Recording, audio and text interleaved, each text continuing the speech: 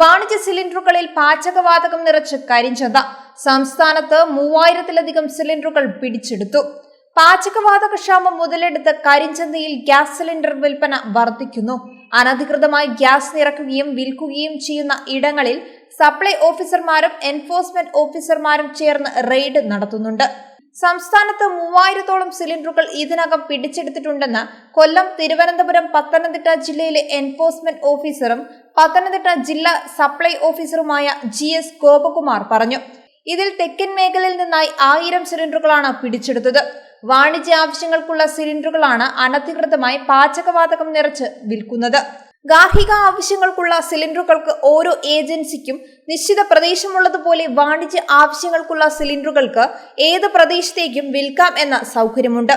4 സിലിണ്ടറുകൾ ബുക്ക് ചെയ്യുന്ന ഒരാൾക്ക് ഒരെണ്ണം കൊടുത്ത് ബാക്കി 3-ലെ ഗ്യാസ് കാലി സിലിണ്ടറിലേക്ക് മാറ്റിയാണ് ഒരു തട്ടിപ്പ്. 19 കിലോയ്ക്ക് പകരം 15, 14 കിലോയൊക്കെ നിറച്ചാണ് വിൽക്കുന്നത്. ഗാർഹിക ആവശ്യത്തിലുള്ള സിലിണ്ടർ ചിലർ 2, 2.5 മാസമൊക്കെ ഉപയോഗിക്കും.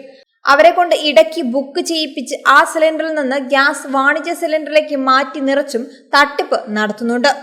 ഗ്യാസ് ഏജൻസികളിലെ സെയിൽസ്മാനും ഡ്രൈവർമാരും ഒത്തുചേർന്നാണ് ചിലയിടത്ത് തട്ടിപ്പ് നടത്തുന്നത്. സ്വകാര്യ ഗ്യാസ് ഏജൻസികളുടെ മറവിലും ചിലയിടങ്ങളിൽ തട്ടിപ്പ് നടക്കുന്നുണ്ട്.